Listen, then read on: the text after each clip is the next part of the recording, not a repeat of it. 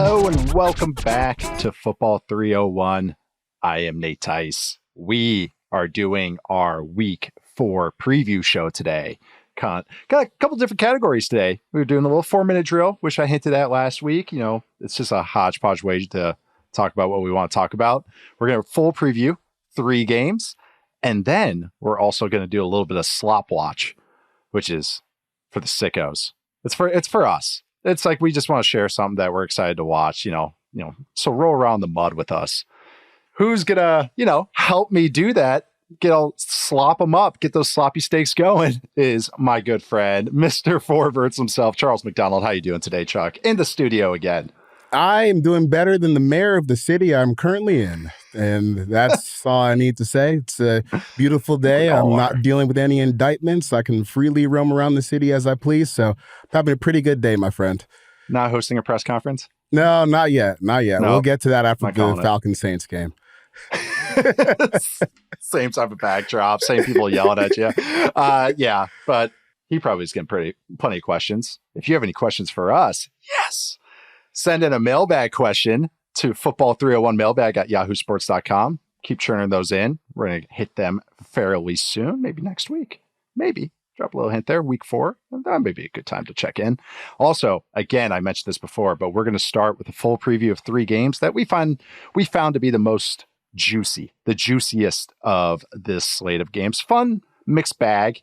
You got different, you can kind of tell really just looking at point spreads and also just like, oh yeah, this seems pretty okay. Not even just looking at records. So it's like, well, we got a lot in the middle there, which is always fun. So we're going to look at 3 of those games. We're going to do a 4-minute drill. This version of it on this show is we are going to just take a look at one side of the ball, kind of some matchups we like, also look at a Haas fight that we like this week. And then, like I said before, we're going to slop it up at the end with a couple more matchups that we think are more interesting than first meets the eye. All right. Starting us off, which is actually the end of the weekend, is the Seahawks at the Lions. Lions are 3.5-point favorites. I believe that line has moved, actually. When you are checking out this game, though, remember, the Seahawks are 3-0 and traveling to this Lions team that were one of the favorites, I believe the second favorite in the NFC going into the season, and have looked kind of the part. And the Seahawks have looked impressive, maybe not against a gauntlet or a juggernaut slate of games. So, Charles, when you're checking out this matchup between the Seahawks and the Lions, what are you looking at to start with? Let's say Seahawks offense versus a Lions defense. For this one, I am just curious to see if Geno Smith can keep this up, because I went back, even after we recorded the episode the other day, I went back and watched that game again.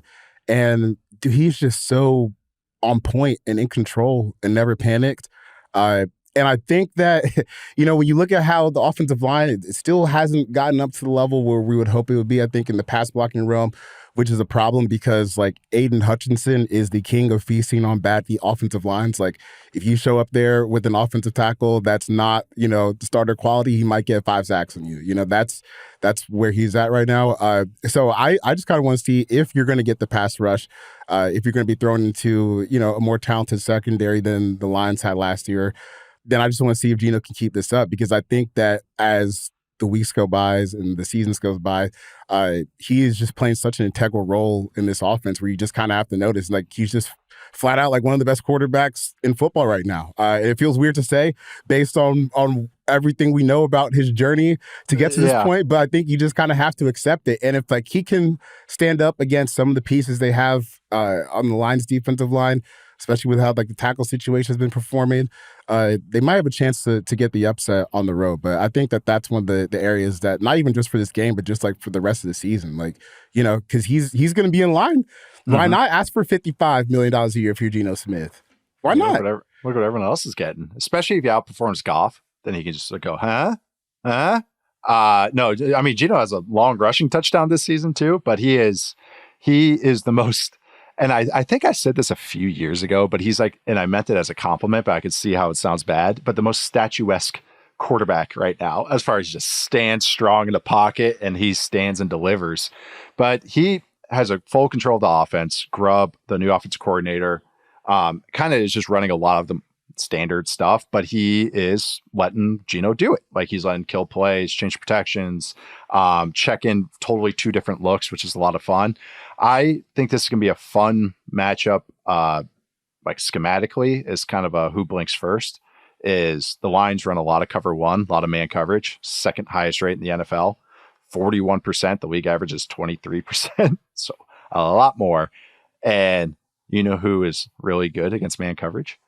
Geno Smith and DK Metcalf. Geno Smith against man coverage this year, 25 of 34, 297 yards, a touchdown, 65% success rate. First in the NFL in success rate. League average is 43%. So that is the Lions aren't going to change. Like Aaron Glenn just like, this is what we're doing. So deal with it.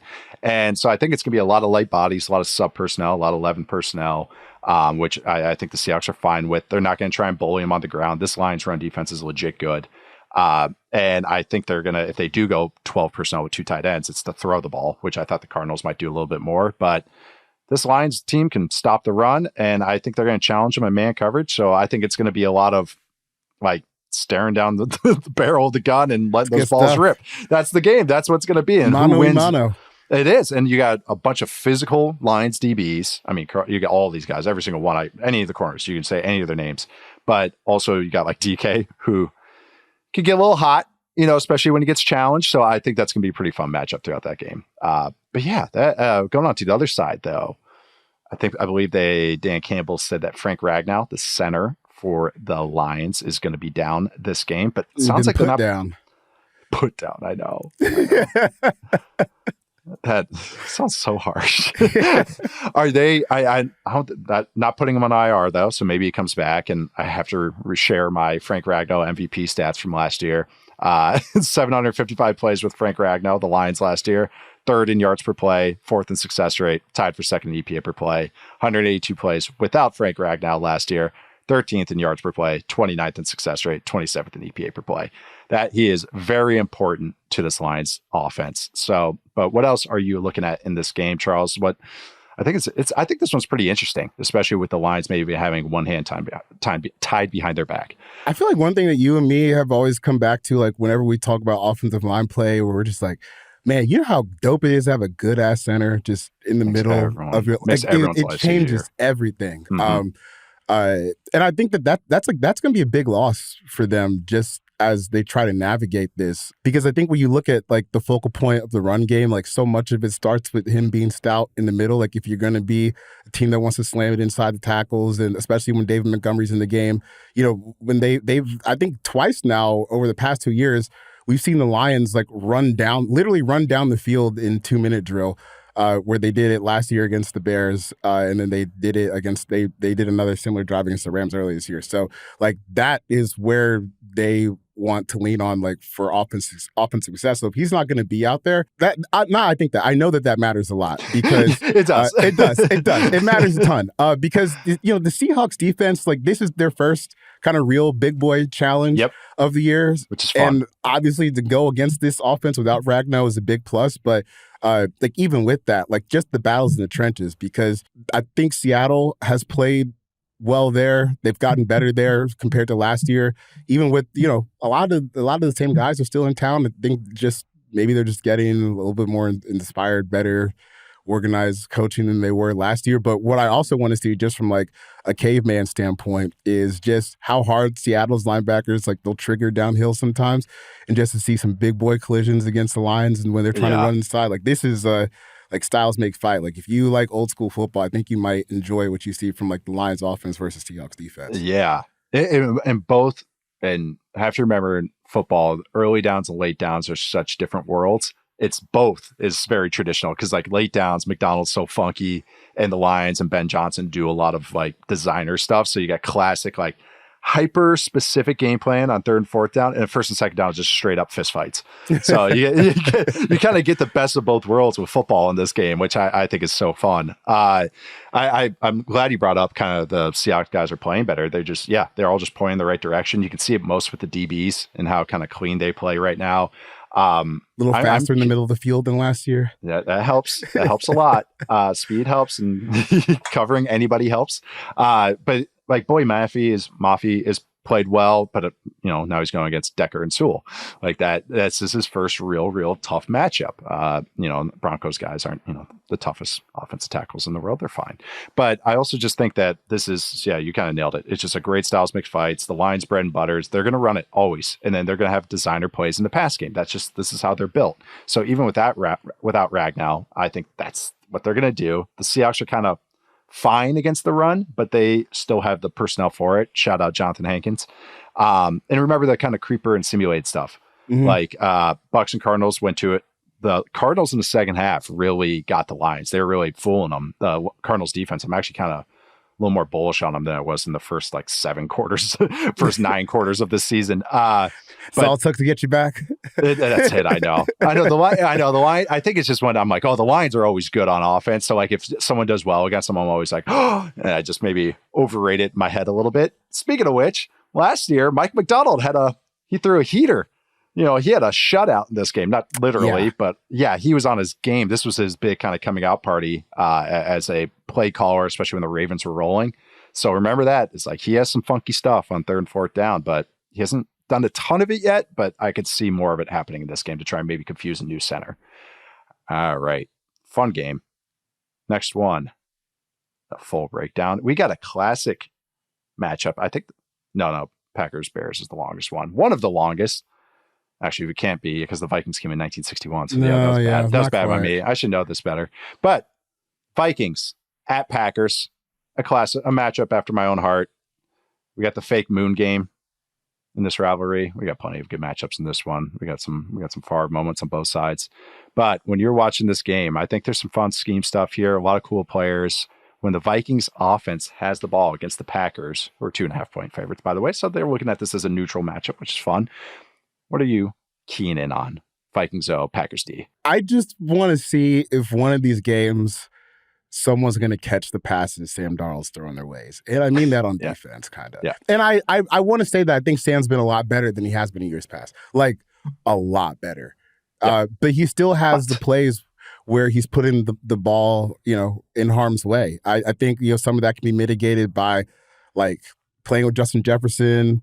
Also, his own talent, like he does have some pretty crazy arm talent when he can set his feet and just fire one in there and, he's not getting scatterbrained in the pocket, looking at a million different things at once. I almost wonder, like, do the Packers, like, quite have personnel to just totally take advantage of that? Because it hasn't happened up yet to this point. Because I thought that, like, Stingley and Petrie might get him a couple times this past week, but it's been clean enough where they've been 0-3 and they blasted the Texans last week. So maybe the quote unquote luck will continue again. But I just want to see if like some of these Packers DBs, Jair Alexander, Xavier McKinney, if they can just get their hands on some passes, because it's not like as frequently when he was with the Jets, but Sammy will still give you a couple ones. So I kind of want to see, I guess, the turnover battle here for just Sam Darnold versus Sam Darnold.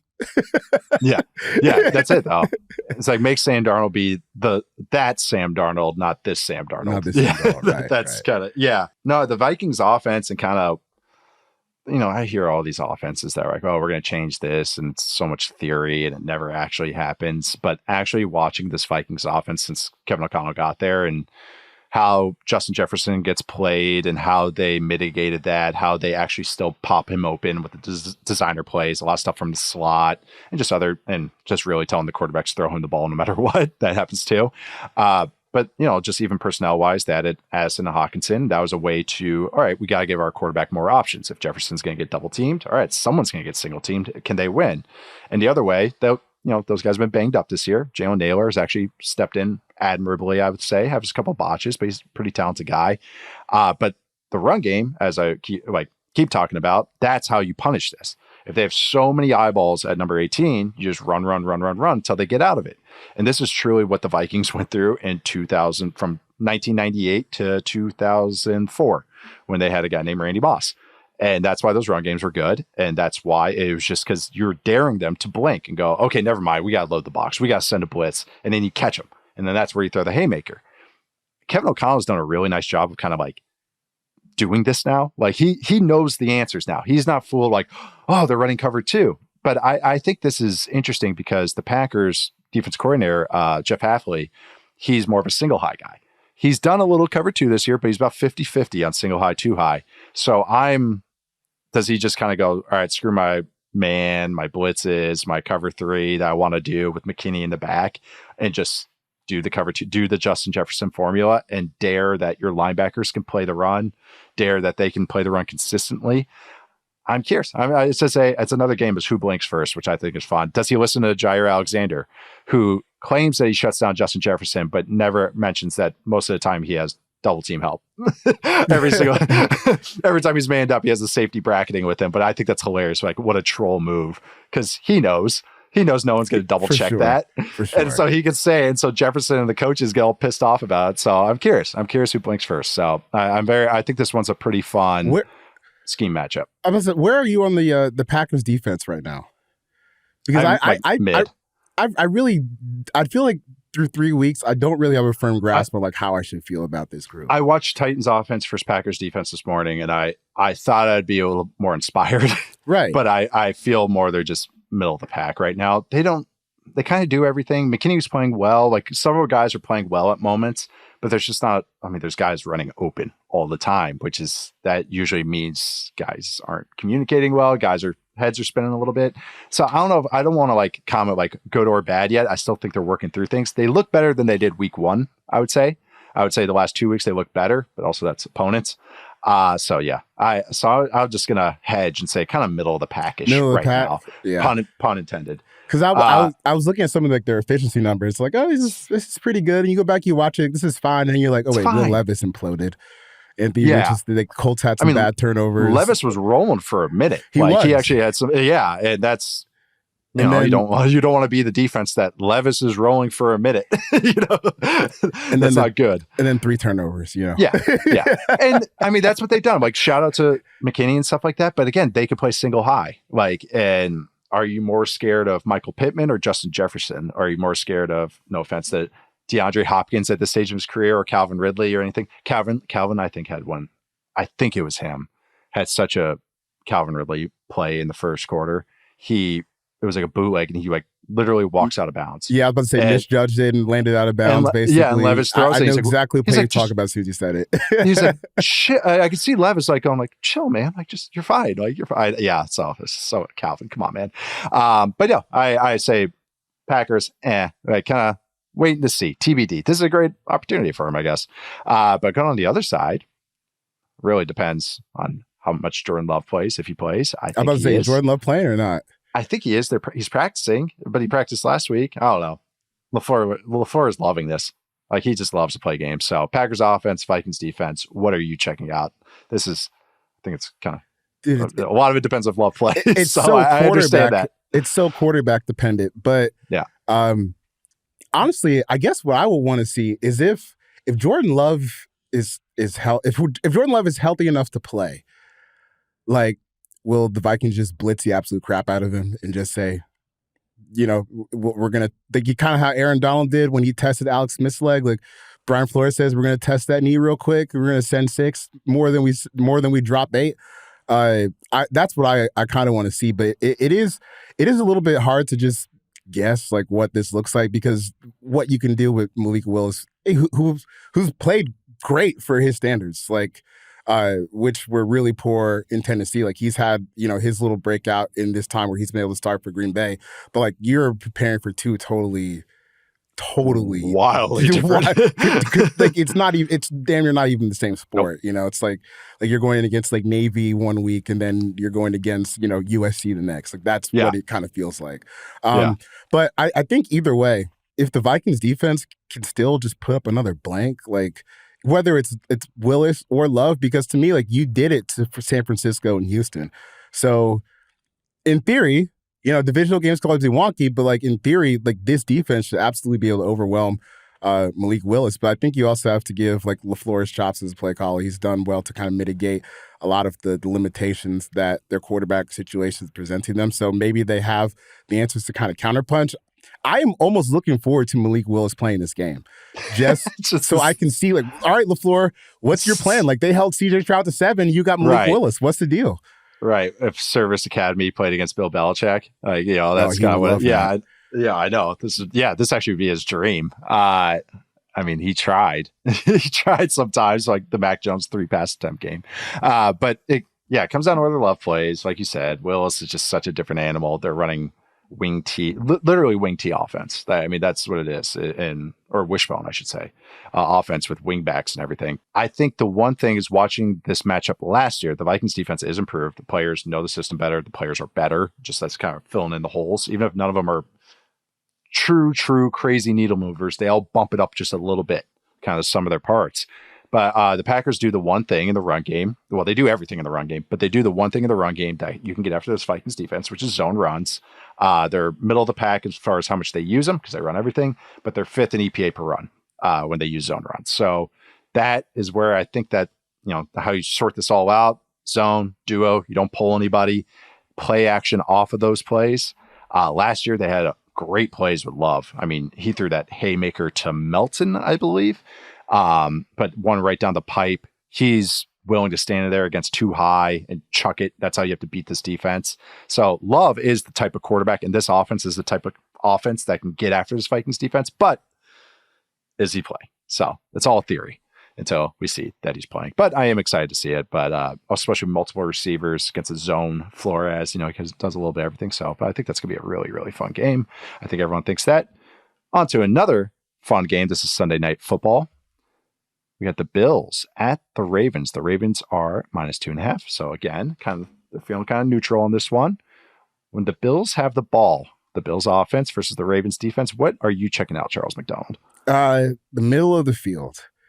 That's where I think that this game could be won for the Bills offense. I still over for the long haul am not all that concerned about the Ravens defense. I think they just have too many good players, but they are going through a little bit of some of the transition problems that they went through when they first hired Mike Macdonald, because, we all know how it ended, where they had one of the best defenses of the 2000s last year.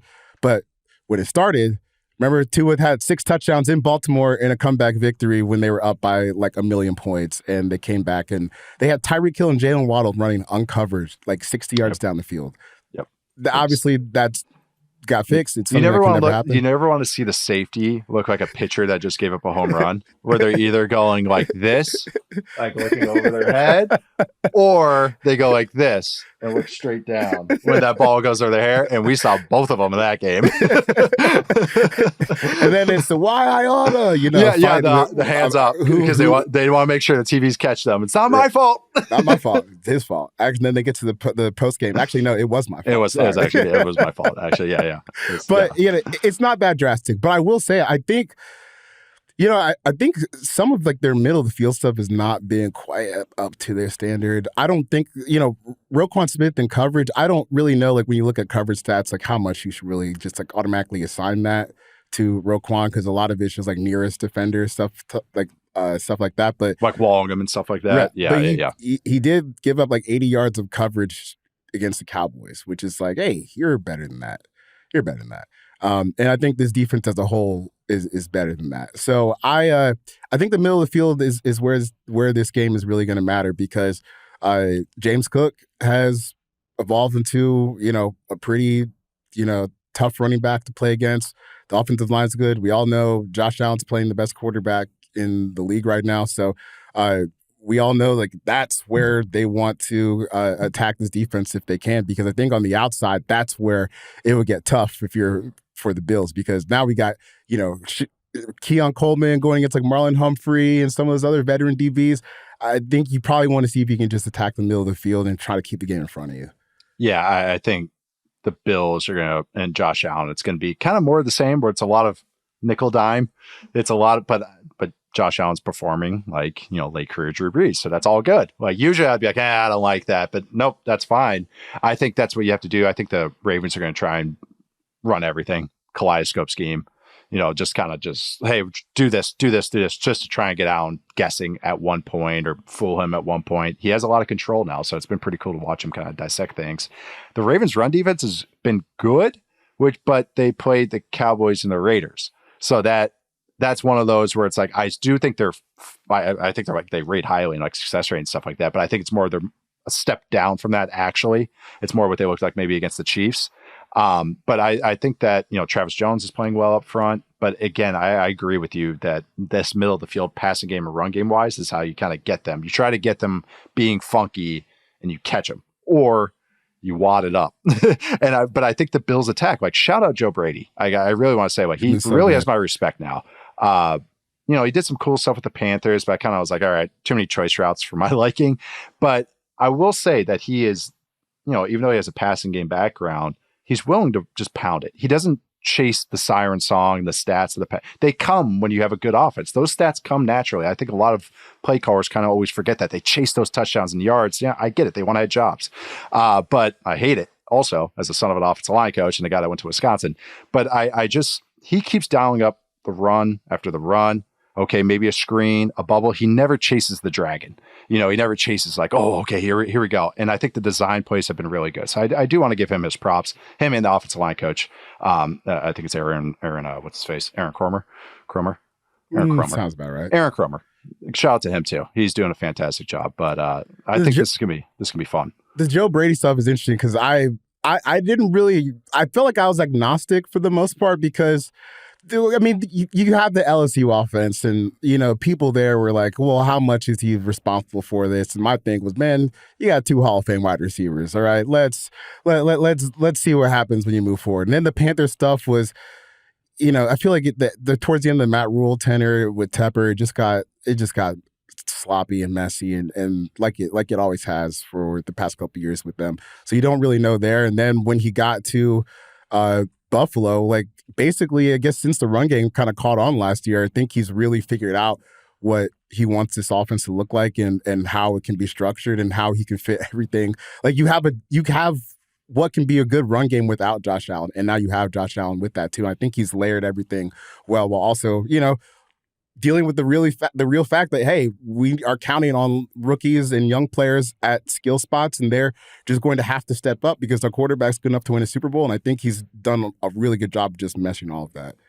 And there's something too, like their pass catchers that are like kind of all B-level guys, but they're all smart. They're all willing to kind of sort of get physical. Dalton Kincaid will get physical against a DB, not so much a linebacker or DN, but Shakir will, Keon Coleman will, Mac Hollins will. They do the dirty work for each other. And I think the answer to like slow down this offense is run man coverage, but you won't do that against Josh Allen because he'll just scramble out of it and get 10 yards a pop. And you can't do that. So they're going to get a lot of zone, and they got a lot of guys that can beat zone. And I've talked to Matt about this week, and then I just think that they're built. They have a lot of answers, and then when they don't have answers, they have the guy that's playing like MVP right now. So they're rolling right now. Basically, just think of like how you described Josh Allen in this segment. Late career Drew Brees that also runs a 4.5. Okay. Yep. At 240 pounds. 240 pounds, he can throw it over the moon. Gotcha. And he's handling protections. I know I was on Mina's show this week and I said that. I was like, what? Like, are we grasping what we're watching right now? Like, it's that David Montgomery create the running back kind of thing. But now we're doing it with a quarterback right here. I mean, mentally and physically. But going out to the other side of the ball, also interesting. Both units finding their way. Bills defense is playing quite well, but the Ravens offense, Bills defense. What are you checking out, Charles, when you watch this? I guess I just want to see, can the Ravens feel like they can assemble like a semblance of a drop back game if they need to play from behind? Because last week was obviously their dream. Their Cowboys are super soft on the interior. You just get to absolutely mow them down. You run 45 times. Lamar Jackson throws 15 passes for like 12 yards a pop. That's what they want to do. Obviously, I think Lamar Jackson he's won 2 MVP, so he can handle like a bigger passing palette than what they put forth last week. But that's like the ideal game for them because at the end of the day, like Lamar Jackson being able to use his legs, like that's way different than most quarterbacks. Like you're not looking at that as like a dead play or a negative play. Usually it's something really good for you. So I just want to see if the Bills come out scoring and they get into a situation where they have to drop back and throw it, like basically do they have the personnel to kind of figure that out? Because I would question there's offensive line's ability to hold up against the Bills pass rush. Like if it gets to that point where you're down by 7, you're down by 10 in third and fourth quarter, And now you got Von Miller and Ed Oliver coming after you. That's a tough proposition. You know, it helps how week one felt. Yeah. There's just Lamar running, which is like, it's dangerous, but you don't want that. You don't want that all the time. Yeah. Because disaster can strike on those plays too. Yep. But, you know, I think just the evolution, or if they have the next step on the drop back passing game, that would be really interesting to watch for this game. Because I don't really think that I don't think they have the advantage in terms of like wide receiver talent versus DB talent in this game, even though I don't really know if like the Bills are really doing anything crazy in terms of like their talent right now, because they're still in a transition period on that side. It's just, you know, you're still relying a lot on Lamar and Derek, and we'll see what happens when they get into this game. Yeah, you basically nailed it. For me as well, as how I see this game. I hope we both nail it. Otherwise, then we both look like fools. But I think it's the Bills. The Bills are going to go light bodies, and that's what they do. They go they match nickel to everything. And last week, Ravens are going I formation. Pat Ricard, 290-pound fullback with Derrick Henry behind him, and that was what was working. And I think that's what they kind of have to do this game. I'm totally with you. I think the Bills have the advantage when the Ravens have to pass the ball, because I think this is kind of the annoying defense to go against for this offense. I just kind of mentioned the other side where it's like, oh, all these Bills guys are B's pluses. Josh Allen's performing well against them. They protect well against it. Like the Ravens are more chaotic against zone. That's when it gets into Lamar can kind of maybe get into creation mode a little too quickly, because he doesn't have the biggest receiving core. And this big guy, Mark Andrews, they're like barely playing at this point in time because he's not the best blocker, and he's not, he's battling some stuff, it seems like. But that tight ends, I think, have to show up, because that's where you want to attack this defense. They're running around the zone, so those intermediate short areas. Lamar's willing to chuck it in those spots. It's just that it has to feel comfortable. I'm glad you mentioned the Bills pass rush, though. Like they can still do it. Ed Oliver and all them, they can do it. So I think they do have an advantage, but I do think the Ravens can run the ball because they have the size. So it's a game script game. Totally. I mean, I think you kind of nailed it at the beginning. It's totally a game script game.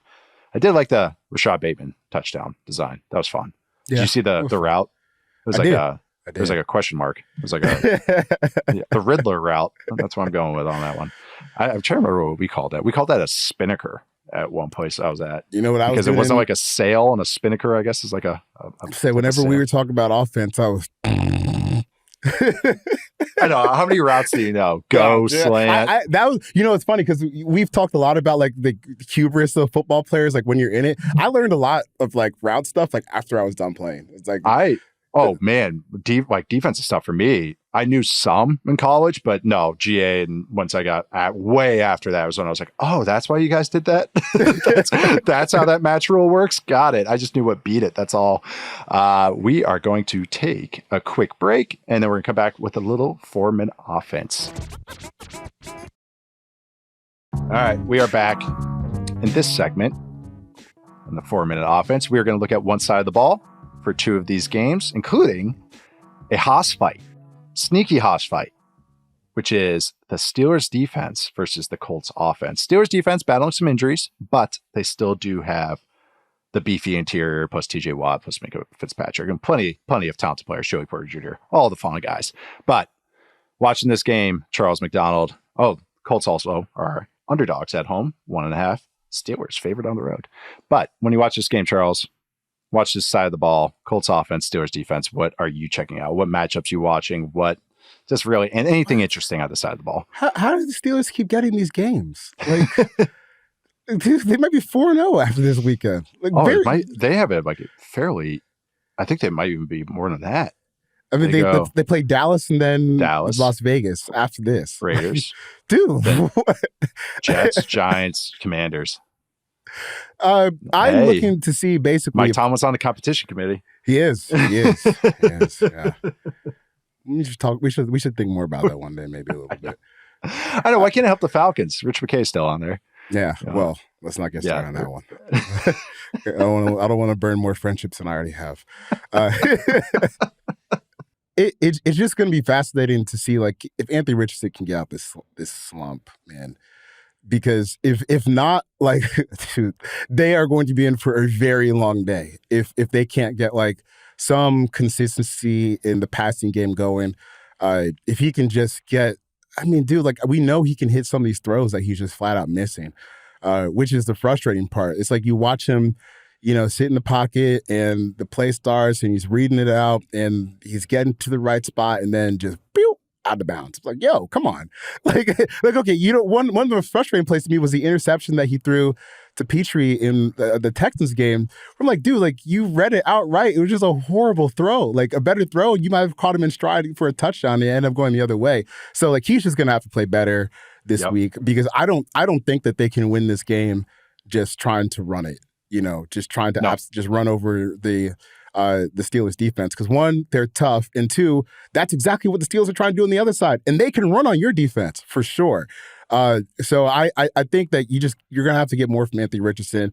I think when I look at like just his talent level versus the cornerbacks, I know Joey Porter Jr. is a good player, but like the other guys, like they seem gettable to me for a guy of Anthony Richardson's talent. Like he's just going to have to do it. So I hate to just like do these games where it's like, no, it's all on the quarterback, but I think they're just going to need him to play well for them to win. But that's really what it comes down to because you got to prove it. Like that's the NFL is like, it's not just you do it once. It's not that you just do it one game. It's do you do it every play? Do you do it every series? Do you do it every quarter? Do you do it every half? Then every game? Then every season? And Jonathan Taylor, Anthony Richardson has just kind of shown that it's all highs and some really low lows. And I'm glad that you comment on one of them. Like even he had a pick in which one? He had an interception in the last game where he makes the right read and then he just tries a trick shot and he just does the little foot stuff. And it's like, hey man, your fundamentals are actually pretty good. And then he's just like, once in a while, I was like, oh, I'm going to try this. Like I'm going to go sidearm and spray my legs and do all that. And it just doesn't work and it just misses. And I feel like he's in a trick shot competition or a like trick competition at the X Games. And I feel like I want to take away that card from him and be like, I would ground him, taking away your phone until you do your homework, which is just hitch up and throw it on time, which he has done. That's what's frustrating. So I was about to say he needs to go work out with Geno Smith for an offseason and just Geno would be like, no, we are running the same footwork, same drops, same throw 100 times a day. Geno and Dak, yes, to drill this in 1, 2, 3, 4, 5, ball out. Or the first miss he threw like 10 yards over Alec Pierce's head. He's trying to no look it. He's trying to look off Kyler Gordon. And so he he does like a no look, like Matthew Stafford thing and tries to throw the curl. And I was just like, you don't get to do that yet until you can prove you can do it in practice. Probably like you don't get to try those in the game. And then the one that he threw over the running back's head was just bad, or Downs' head in the flat. That one was just bad. And that's when he double hitches and stuff. That was the one I was talking about the other day when he throws to his left. But yeah, it's the run game though. Colts run game, pretty dang good. Pretty good. Jonathan Taylor's looking great. They have a right scheme for them. Anthony Richardson's threat of his legs does do a lot. I will say that. Like the Bears defenders, like 3 of them were going with him anytime he carried out a fake. So, but the Steelers rush defense, you already mentioned it. They're second in rushing success rate. They're first overall in EPA per play right now. The Steelers defense, fourth in defensive DVOA, which does adjust for maybe some of the softer offenses they have faced in a couple of those weeks. Not the Falcons. I do think they're okay. But they're physical. Colts are more soundness and smoke and mirrors and with the RPO game and the threat of the zone read. So it's a fun little fist, hard punching versus the drunken boxer. That's kind of what we're going with this. The Steelers also, I'm curious about the play action. Steelers haven't faced a lot of play action. It's only 10 pass attempts for 49 yards and 2 sacks. So I think that's because people are scared of their pass rush with Watt and everything. But so curious if they try that. Make a Fitzpatrick try something, catches Richardson once or twice. So it's that's gonna be an interesting matchup too. I do think like just on a minuscule level, like how the Colts decide to handle the TJ Watt problem will be interesting because like Highsmith is out. Dude, TJ is hilarious because to me, like I mean this complimentary. He plays kind of like a high school player sometimes, where it's just like, no, I'm getting up the field, bro. I'm getting right. Ball snap. I'm flying. Which, hey, it can get you Defensive Player of the Year and $100 million contract, but sometimes you get gashed behind it. So I kind of want to see just how they handle that, how aggressively he plays up the field because he has been on fire to start this season. Yeah, he's teeing off on everybody, and just like in week 1, kind of with Highsmith out. They're going to play DeMarvin Leal. Remember that name? Yeah, And I do. not the most physical guy, if I remember correctly, right? Yeah, Charles Cross and Evan Neal sent him to hell in college. Right. Yeah. That's what I remember. So I think that's going to be to the offense's left. So get ready to, I think a lot of reads and a lot of runs are going to be going to the Colts left in this game as well. So pretty fun one, though. Like sneaky good one. Other side of the ball, kind of interesting too, but we'll see. All right. Another one that we're going to check out in the 4-minute offense is Eagles offense, Bucs defense, which is something we feel like it's like clockwork. We talk about once a year. We're going to talk about this matchup. I think there's an elephant in the room with it. But Charles, when you're watching this side of the ball in this game, what are you focusing on? I mean, this matchup is interesting because one, this defense has messed with Jalen Hurts a lot in the regular season and the playoffs. Two, this defense is not the same quality as the previous ones that Jalen Hurts has faced. That's important. Three, he will still be without A.J. Brown and likely Devonta Smith in this game, which might make things tough on him because he hasn't really been all that good this year, even though you go back, you look at the Saints game and you see like 29 for 38 for 300-something yards. I'm like, dude, that it doesn't even compute what I feel like I just watched. But crossing route late did a lot. Right. You get the 3rd and 16 dump off to Goddard and he runs like 40 yards down the field. I'm like, dude, what is this? But dude, at some point, like you're making $250 million. Like you're at the top of the market with the other guys. You're going to have to rise above this and show that you can be the guy to kind of lead the charge and go out and score points at will against this Tampa Bay defense that's a little bit diminished. This would be a good opportunity for him to get that, that monkey off his back. But it just feels like, especially since I would say before that, but really since like the losing started last year, he just hasn't really looked like a quarterback that's consistently capable of overcoming what defenses are putting in front of him. Like sometimes the athleticism will get him out of sticky spots and he can make, like second effort plays, longer extended plays. But, it's really tough to live in that style of football without your top 2 best receivers. So I would imagine that Bowles is still going to be Bowles, even though it's not quite working. Levante David's not moving as fast as he used to.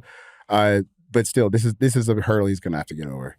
Yeah, first off, I want to say they should be, again, I'm just going to emphasize that they should run Saquon 40 times in this game. And this should be a Saquon 200-yard game.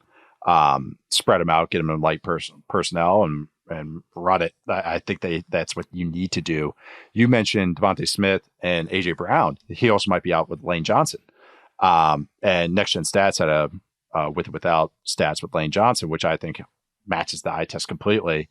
With Lane Johnson, in their career, or in Jalen Hurts' career, the Eagles average 7.8 yards per pass attempt, which is second highest. They allow a 33.5% pressure rate, which is 13th lowest. Without Lane Johnson, strap in for this. They get 6.7 yards per pass attempt, which is 24th. They allow a 42.3% pressure rate, which is the highest in the NFL. Lane Johnson better play. And I think Cam Jurgens, the new center, has done an admirable job. I actually think he's been pretty dang good. And also all this talk this offseason about how much Jalen Hurts is going to handle the protections. He hasn't done any of it. It's still Cam Jurgens. It's still Jeff Stoutland sorting it out, which is fine.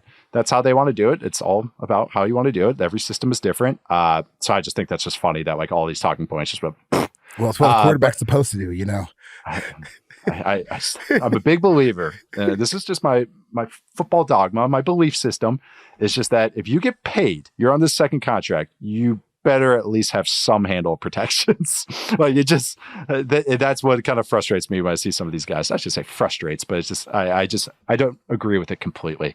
No, you have the style you like to watch. I do, and I think more of the best offenses are doing it, which is great. Hello, Bills. But I also just, Todd Bowles is going to shy away from what he does. Like he's going to challenge this offensive line, simulated creepers, blitzes. I think that's a better option when they're out without their top 2 options at receiver.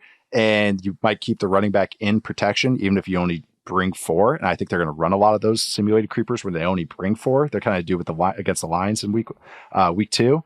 But again, I just think that they got to pound it. Like that's the best way for them to combat this, especially if they're without Lane Johnson, because I just think if they pass the ball, they're going to have moments just like Jalen Hurts always does. But you don't have AJ Brown, Devontae Smith. That just makes that a little dicier proposition for me. I do also want to mention the other side of the ball just briefly. Jalen Carter versus Cody Mock might be a snuff film. The right guard for the Bucs. Yeah, that might be ugly. Jalen has been on a warpath to start. Your defensive player of the year pick, right? He was my defensive player of the year. That's better than everyone throws the ball too quick on Parsons. He's not going to rack up the stats. Yeah. So, that's kind of what's been so surprising to me about Bryce Huff's start. We're like, bro, you still got the same thing. You got the detonator at 3 technique next to you. Why aren't you getting more pressures? It's the same thing you had last year. I know their defense they're grasping at straws already. I'm excited to watch this one. It's a great proven ground game for a lot of people and a lot of units, I think, involved with it. We are going to take our last break, and then we are going to come back with Slop Watch. See you guys in a sec. Slop Watch time. This is just a few games that Charles and I think are interesting in some way, shape, or form. It's for the sickos. It's for someone that's like, hey, okay, I have this game on the multi-view. Got to fill out the 4 screens. Let's put that one on. Let's fill it out. So we're going to start. Actually, this isn't that sloppy. Not too sloppy. Yeah, we got the Rams offense versus the Bears defense. Bears are 3-point favorites at home. But actually, this is kind of Bears defense is awesome, like really good. And then the Rams offense showed some life last week, even with all the injuries. So when you're watching this sloppy, when you're diving into the mud with this game, Charles, what do you check it out? Can Matthew Stafford just put on a Superman cape again? Do it, Maddie. Like that's all they got right now, Okay, well, hold on. Before I say this, and I know no one gives a crap about my fantasy team, but I need to get this off my chest real quick. Why the hell did the Rams draft Blake Corum? Why did they do that? Why do they do a lot of things, my friend? Why did they trade Ernest Jones? I don't know. Why did they do a lot of things? I don't know. Why did they switch their center the week before the season again? I don't know. Okay, but regardless, I just want to see if Matthew Stafford can do it again. I don't like the 49ers defense is in a weird spot where the top talent, you still got Fred, who's again playing out of his mind this season, and Nick Bosa's playing well, but outside of that, it's not quite from a totality standpoint, what you're used to see from the 49ers defense. I'm not I guess I'll probably say that I feel this Bears defense is definitely better than where the 49ers are, excuse me. So I just kind of want to see if Matthew Stafford could do it again against a tougher defense. Maybe might face a little bit more consistent team pass rush than what the 49ers are offering right now, where they're kind of a one-man show. But if he can do that, man, I'm all aboard the Matthew Stafford survivor train this year, just gutting it out, trying to get to week 7. When do my guys come back? If we can be 4-2, 3-3 at week 7, we might have something here. But it's going to take another Herculean performance. Yeah, he looks like old boy. That's just going down the hall. That's what Matthew Stafford. He was on fire last week, and they found out about the 49ers defense as far as they figure out what to poke at. They're like, oh, if we put 2 tight ends, you guys suck. Oh, okay, because you're going to put your linebackers on the field. The 49ers threw up the white flag. We'll talk about them in a sec. But yeah, they're kind of just no, okay, we're going nickel against this. But yeah, the Rams put last week, because they have all the receiver injuries, they tried out 12 personnel, 2 tight ends, 24 snaps. All of last year, 58 snaps of 12. They had 24 last week. Bears, though, are not the 49ers defense. The Bears have 3 good linebackers that they trot out there. They match you a 4-3. The Bears have run base 23 times this year. They've allowed 51 yards. That's 23 plays, 51 yards. On first down, they've faced 11 plays out of base personnel, or when they've been in base personnel. They've allowed 11 yards, 1 yard per play. They've yet to allow a single successful play. So the Rams kind of new countermeasure or new answer for this kind of new, because I do, God, the Rams try at least. They're hey, they tried. I do respect their staff and McVay for trying and Stafford for trying. They're awesome. But it's, this changeup that they threw last week at the 49ers and got them to yield. The Bears aren't going to yield. And if they want to go 11 like they like to usually, the Bears got good 11 personnel with Kyler Gordon out there. So I think this Bears defense is slowly getting the respect they deserve because it's a legit top 5 defense. but the Rams are going to try and find an answer. So I think it's just more of a like, what is your answer? Because I think they take away the natural ones that they have. Just survive, Matthew. It feels like just survive. It feels like his sin for leaving Detroit and getting to LA and winning a Super Bowl now is like every other year of his career is just going to be Detroit Lions cosplay. That's the monkey paw. Yeah. So he's got to deal with this year where everyone got hurt. And nope, you're right back in 2008, my friend.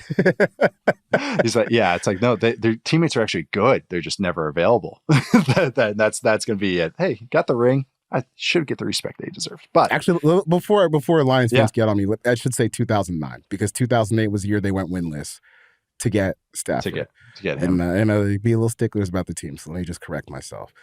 Because 2008, that was when Matt Ryan got drafted. I have a lot. Yes, it was. And Long was the number one pick. Yeah, so Stafford was 09. That's right. Because it was like, oh, you're from University of Georgia and you're the number one pick in Atlanta. They became like friends, right? Like the Mats did. Both good guys. Going on. This one's a little more sloppy. This is Commanders offense, which I know most people are not saying is sloppy. They are top of the charts right now. They are putting up all the numbers. Jayden Daniels is throwing go balls every which way. The run game is running all over the place, facing the Cardinals defense. And this will show you kind of how these teams are matching up. The Cardinals are 3.5-point favorites at home. But when you watch this side of the ball in this slop fest, actually, I think it's a fun slop fest. This is like this. This is like ECW. This is your domain. Cardinals defense. I know. This is great. I know. This is actually like my smallest notes. I think the Commanders got to run it. And I think the Cardinals defense, which showed more life in the second half, they got to, this is a great proving ground game for them. Because if they're equipped, this defense, which is funky, which has a lot of college influence, it's like a spread defense. Like it's like air raid defense. If you're just kind of like going those, like want to use those terms. This is the best offense in theory that they should go against. A team that wants to spread to run, does a lot of funkiness, does a lot of staple. I know this is like a slur this week, but staple college concepts, which is just not like some of those college concepts are NFL concepts. It's not that crazy anymore. I think they more just mean the formations is more collegey and the tempo and all those things. Like that's where the collegeness comes from. But I think this Cardinals defense is one of the ones in theory, again, that should be equipped to go against it. The Lions offense is like the worst type of offense that they go against, and they had decent answers. So I am curious now. It's just a fun little styles kind of game. I think they're going to give up points. I think the Commanders will get their points, but I do think the Cardinals will have some fun kind of countermeasures against it, especially a team that's flying high. You put a target on your back. You play well in a night game. Next week, the next team wants to take you off. So I think this will be a really fun one because that Cardinals defense showed up in the second half last week. Yeah, I think that. Excuse me. I think describing the Cardinals defense as like the air raid is perfect because, like, if you know the origins of the air raid, it was kind of like, bro, how can we throw for a bunch of yards without having good players? And that's kind of what the Cardinals are doing. Like, how can we play defense without having actually a lot of good defensive players out there? So you spread it out. You play a little safe. You get funky every once in a while. And I think that that's really how they're just going to have to play it in this week as well. The Cardinals defense has like 3 nose tackle types, and then the rest of their front 7's like all interchangeable. So they do all these funky pressure looks. And the Lions offensive line, which is in pass protection, which is one of the better ones. They're the better coached ones. Their rules are really good. The Cardinals got them at least 3-4 times, which is saying something. Most get them none. They got Goff a couple times. Threw a pick. He had another third down where they threw a funky coverage behind it where, Zaven Collins is dropping. He can be a 3-tech. He can be an edge player. He's playing really well right now. They got Dennis Gardick, who's like it's my folk hero, man. He's actually a good player, dude. It's a funky defense versus a funky offense. I'm actually kind of excited to watch it. All right. Last one in the muck. This one's really in the muck. This is Patriots offense versus 49ers defense, which sounds like, man, that's like a prestige matchup. 49ers are 10.5 point favorites at home, but we're going to look at the Patriots offense versus the 49ers defense because I don't know. They got some simple answers that might work. At least I think so. I would say, could you just draw him into a rock fight and maybe get him on the ground, man? Yeah, turn 2 o'clock. Like if you play Madden, turn 2 o'clock on and just get under center and I formation. Hey, they haven't been too stout as they've normally been. So basically, I guess the game plan is avoid 54. if you can. Yeah. It's much easier said than done. It is. And then basically just try to keep the ball out of harm's way in terms of turnovers and stuff like that. Because the Patriots, like, they're one of those offenses where if you have like a pick, it might be game over because they just don't really have enough juice. But I think kind of in the way that they beat the Bengals in week 1, although I don't expect them to win this game, but maybe you could just bludgeon them to a point where you could cover a 10-point spread, which is like pure slop material, because I don't think they're going to win. I also don't know, not that we're going to spend too much time. It's like, I don't know how much success the 49ers offense is going to have because they haven't been up to their standard, consistently over the first 3 weeks of the season. So I think this has total rock fight potential over it. And hey, if the Patriots can run the ball and play some tough defense, they could at least keep it somewhat close until the end. Yeah, I look at this as a 49ers win, Patriots cover kind of game. And it's because the Patriots offense, their natural answers, and they have a mini bye week, which you always have to remember. They played that Thursday night game early, so they got a little mini bye. It sounds like I feel like they're hinting at Drake Mays coming in next week. I don't know. They're all dropping into. He looks really good in practice, guys. So yeah, that's usually means they're leading on to something. But we talked about a little bit with the Rams offense and how they got after this team, this defense, and the Patriots love to do that. This is bully ball game. This is, like you said, a rock fight. Don't turn the ball over. This is true. They have to play offense like how people thought the Patriots played offense in Brady's second year or his first year starting. And then you watch those highlights and there's Brady ripping dig routes, ripping corners. And it's like, you guys acted like this guy was a caretaker. Yeah. But they just look at run pass ratios. And like, guys, different sport back then. Different sport. Oh, this guy that has no tools. And he was, win the 6th round. He's 6'5", 230, went to Michigan. What are we talking about? But the Patriots love to be big bodies. They crave it on offense. The 49ers go, hey, we are going to just match with nickel, which I don't really like. But then if they match with base with 3 linebackers, they're bad. They're really bad out of it. So that's a kind of they're actually easy. Their simplest answer is the one that we have to defend against. So I'm curious what their answers are going to be. Also, just a little scheme thing. Patriots love running duo. Love it. They have the 5th most attempts at duo in the NFL this year. They have above 60% success rate, which is outstanding. 49ers, unsurprisingly, terrible at stopping duo. This is all from Sports Info Solutions. They faced a ton of it. They're bad at defending it, which is not surprising given their personnel and everybody. Duo is very much if you have lighter bodies, if you're more gap shooty defenses, it's better against that because you're just going to bully it and you can get those 5-6 yards easily. But they faced the 3rd most. They've allowed a success rate, hold on to your hat here, of 78% on those runs of duo. Allowed the 5th most EPA. So yeah, 78% success rate. I'm like a decent clip too. So I think that's the game plan. No mistakes from Jacoby. Yeah. This is the true slop fest. This is all me. I have this circled. I guess the easiest way to stop Fred Warner at this point is just to throw Javon Hargrave in his lap, So that's what you're going to have to do. But he's not even there now. No, he's hurt. So it's insert name here. Yeah, right. I know. So it's I know. I'm throw curious. His teammates on him. That's how you can slow Fred Warner down. They want to get our guy Mustafa on the field, so they talked about, we might go more dime or more nickel. Not the game to do it. Not this week. Yeah. Later down the season. You don't need no DBs this week. Yeah, it's right. Yeah, I know. This is a true 1992 matchup right now. Other side of the ball, I'm curious too, because I want to see how the Patriots find some answers. I think they didn't like that. How they talked after the Thursday night game was like, we just got. The Jets got us there, which they did. So I want to see their pride in this game. So, well, thanks for rolling in the muck. That was fun. Yeah, that was great, baby. Love that segment. That's a good segment. Slop them up. Slop those steaks up. We're closing it out today. Matt and I will be back on Tuesday. What else are you doing this weekend, Charles? Georgia, Alabama, Saturday night. Oh yeah. I got Wisconsin USC, classic Big Ten matchup.